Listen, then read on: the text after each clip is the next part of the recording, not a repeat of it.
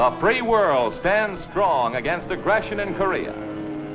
Ethiopia, a member of the community of free nations, has sent men into the offensive against communism's armed attack. Ethiopia is helping to combat the menace in Korea.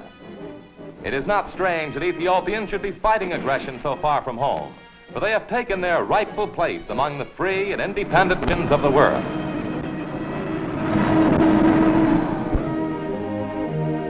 At the Japanese Peace Conference, Ethiopian delegate Atu Manbera Yahared tells the assembled nations that Ethiopia is happy to participate in signing a treaty which ends a terrible epoch.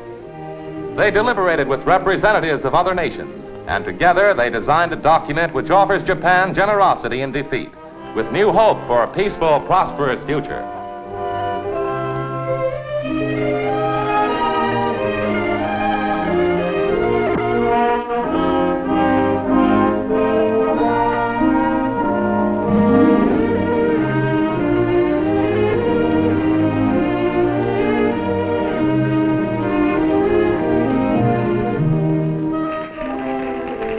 Ethiopia's delegates contributed to a successful conference, the wisdom and dignity of an ancient people.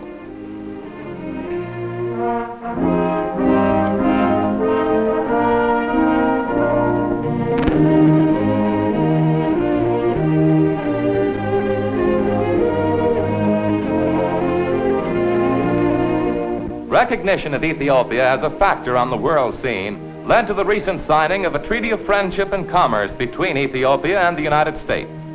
U.S. Ambassador J. Reeves Childs arrives at the Ministry of Foreign Affairs in Addis Ababa. This is the second treaty between the two governments dealing with general economic relations. The first treaty was signed in 1914.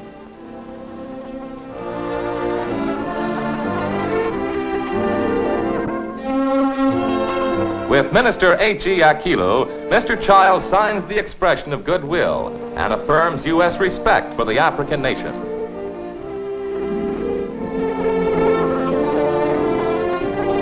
Later, at the Imperial Palace, His Imperial Majesty Haile Selassie receives the ambassador and his staff.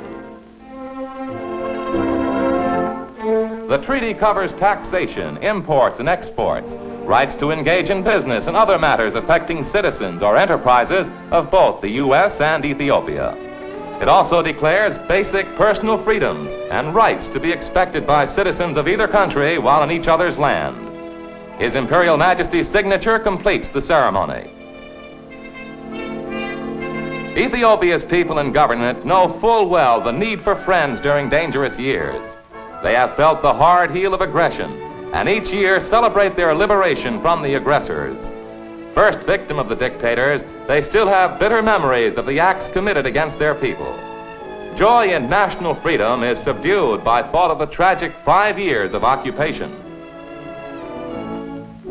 Freedom from fear of conquest, Ethiopia has learned, must be founded upon strength. As a consequence, they joined the United Nations organization, a symbol and a force for collective strength, dedicated to the freedom and peaceful prosperity of all nations. By discussion in the UN rather than fighting, 60 nations of the world hope to keep the peace.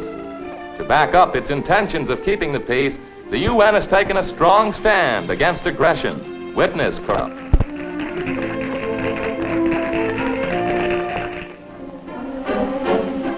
To Korea, to support the UN cause, Ethiopia has sent a battalion of soldiers.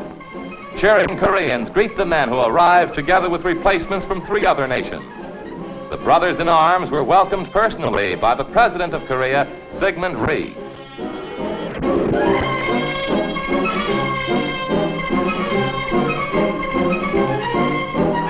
Fraternizing aboard ship, the men of different nations together were a symbol of the United Nations itself. UN officials and grateful Koreans received the gallant men with flags and flowers.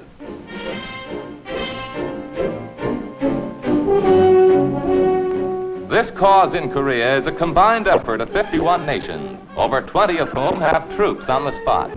Together, they are proving that small nations can have support of larger nations in the fight to maintain their freedom and independence.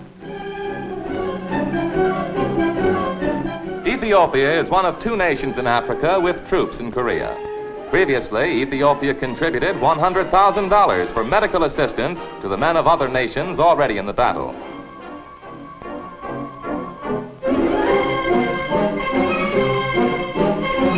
One chap brought his instrument all the way from home. Ethiopian troops made a smart first impression in Korea.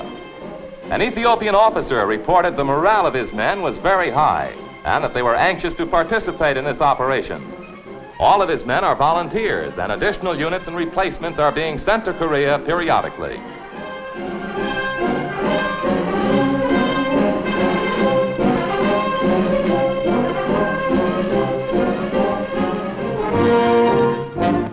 Here, the battalion's first campsite is established. This rough Korean terrain is an ideal training ground for an introduction to Korean battle conditions. To make the several United Nations forces a more efficient team, everyone uses the same types of weapons and ammunition. This means getting acquainted with new or slightly different equipment. Hence, the preliminary orientation course for already well-trained soldiers. UN officers said they welcome this effective addition to their fighting strength. They commented that the Ethiopians' previous training at home, where the rugged mountains are similar to those in Korea, would add to the know-how of the United Nations forces.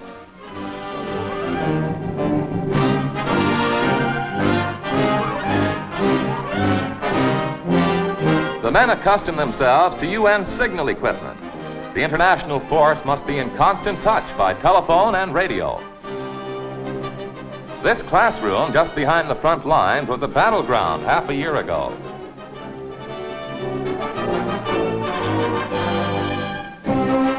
Strong soldiers need good food.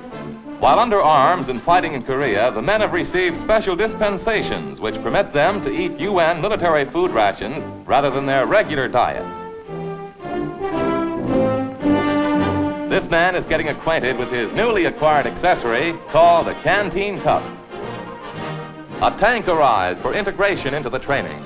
Foot soldiers working with tanks are making important gains in Korea. The men get an insight into the effectiveness of the new combat equipment.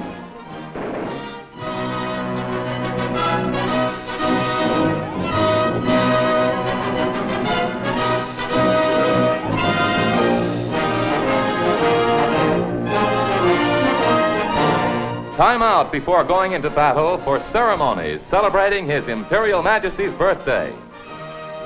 An officer reads a message from the Emperor. Dances reminiscent of happy moments at home are the order of the day.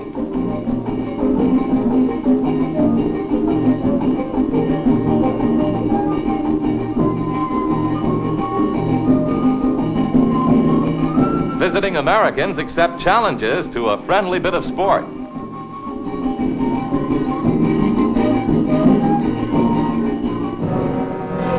The final training period is over. The men collect their equipment and assemble for the trip to the battlefront. Soon they will be fighting alongside other soldiers from the United Nations. With their aid, the communist aggressors will be repulsed.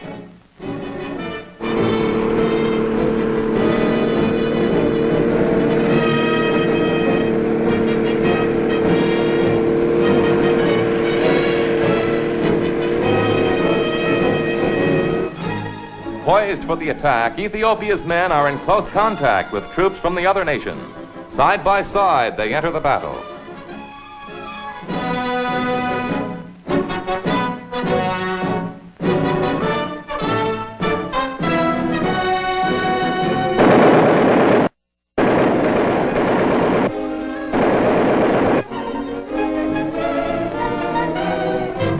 The troops successfully come through their first baptism of fire.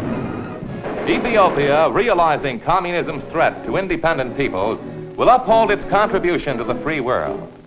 Ethiopia's faith in collective security has been affirmed. The presence of its men in Korea reinforced the principle of the UN Charter that aggression, to succeed anywhere, is a threat to free peoples everywhere.